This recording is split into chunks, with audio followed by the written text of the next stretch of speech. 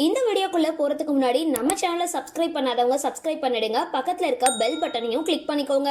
வாங்க வீடியோக்குள்ள போகலாம்.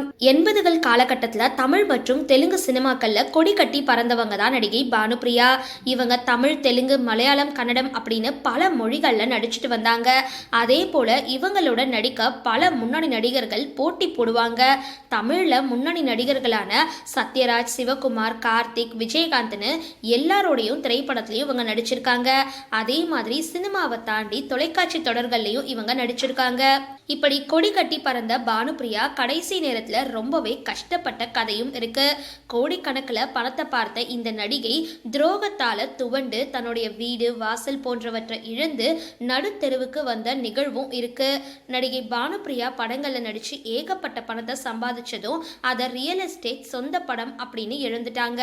சகோதரரை வச்சு படங்களை எடுத்து மொத்த சொத்துக்களையும் இழந்தாங்க.